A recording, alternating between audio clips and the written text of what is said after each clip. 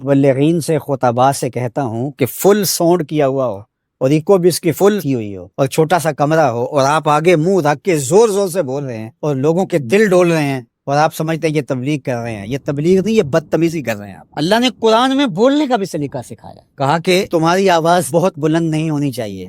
بدترین آواز فرمایا گدھے کی آواز ہے, وہ چیختا ہے چلاتا ہے. کبھی ضرورت کے تحت آپ بلند بولے تو وہ امر آخر ہے. آپ نے دور تک لوگ ہیں اور آواز دینی یا جنگوں کے اندر رجز پڑے جاتے تھے, وہ ایک الگ بات ہے. لیکن عمومی طور آپ جب لوگوں سے ہم کلام ہو رہے ہوں تو آپ کی آواز لوگوں کے کانوں پہ شاک نہ گزرے, اذیت. بعض اوقات خطیب حضرات جب چپ ہوتے ہیں تو ایسے جیسے سکون مل رہا ہوتا ہے, اور جب بول رہے ہوتے ہیں جس طرح قیامت توڑ رہے ہیں. تو یہ کیا ہے؟ جنت کی یہ تعریف ہے, لا یسمعون فیہا لغوا, اس میں لغو بات سننے کو نہیں ملے گی. تو یار پوری زندگی کو, پوری دنیا کو جنت نہیں بنا سکتے, مسجد کوئی بنا دو جو ہے ہی جنت, جنت کا ٹکڑا ہے. ریاض الجنہ اس کو کہا گیا ہے. تو دین ایک مکمل اور پورے پیکج کا نام ہے. تو ہم نے کسی نے ایک پہلو کو لے لیا, کسی نے دوسرے پہلو کو لے لیا. کسی نے لباس کو دین سمجھ لیا اور کسی نے جو ہے وہ کسی اور چیز کو. کوئی حقوق العباد پہ رک گیا اور اس نے حقوق اللہ کی نفی کر دی. یہ بات ذہن میں رکھیے, حقوق اللہ حقوق العباد سے فائق ہیں.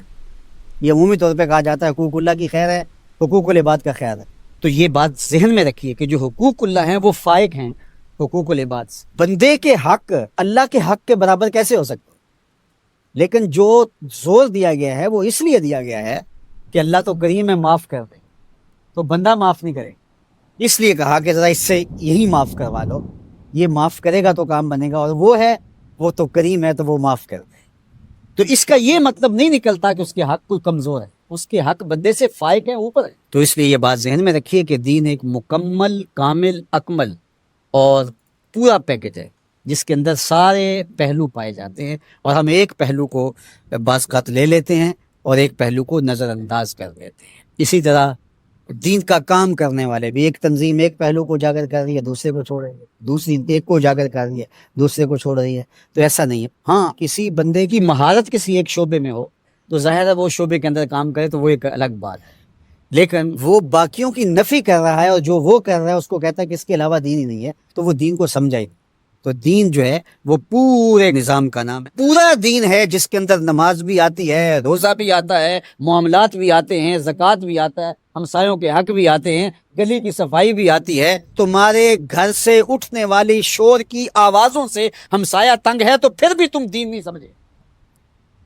جنت کی جو تعریف کی گئی ہے, مولوی صاحب تو اکثر حوروں کا ذکر کرتے ہیں, لیکن جنت کی تعریف میں ایک جملہ قرآن نے یہ بیان کیا, لا یسمعون فیہا لغوا ولا تاثیما. جنت ایسا خوبصورت مقام ہوگا جہاں آپ کو ایسی آواز سننے کو نہیں ملے گی جو تم سننا نہیں چاہتے. یہ ہے جنت, جو تمہاری طبیعت پہ شاک ہو, تمہارے کانوں پہ بوجھ ہو, تمہاری سماعتوں کے اوپر گراں گزرے. تو جنت میں تمہیں وہ بھی سننے کے لیے. تو میں اپنے حاتم طائی کی بیٹی ایک جنگ میں, غزوے میں قید ہو کے آتی ہے, تو جب حضور کے سامنے قیدی لائے گئے تو اس کے سر سے چادر اتری ہوئی تھی. تو آقا کریم نے اپنی نورانی چادر, کمبل نور, اس کے سر پہ ڈال دیا. تو کسی نے کہا حضور کافرہ ہے, فرمایا بیٹی تو ہے, بیٹی تو ہے. اس واقعہ کو حضرت اقبال علیہ الرحمہ نے بھی نظم کیا. تو اس کے بعد اقبال خود حضور کی بارگاہ میں جھولی پھیلا کے کھڑے ہو جاتے ہیں اور استغاثہ پیش کرتے ہیں. ما ازاں خاتون تیوریاں ترین, پیش اقوام جہاں بے چادریں. حضور ہمارے سر تو اس بیٹی سے زیادہ برہنہ ہے, ہم بھی بے چادر ہو گئے. اس دنیا کے اوپر ہمارے سر پہ بھی رحمت کی چادر ڈال دیجئے. آج فلسطین کے بلکتے بچے, روتی مائیں, آہیں اور سسکیاں بھرتے ہوئے مظلوم حضور سے ہی کہہ رہے ہیں اب تو ان کے دنیا کے سارے سہارے ٹوٹ گئے.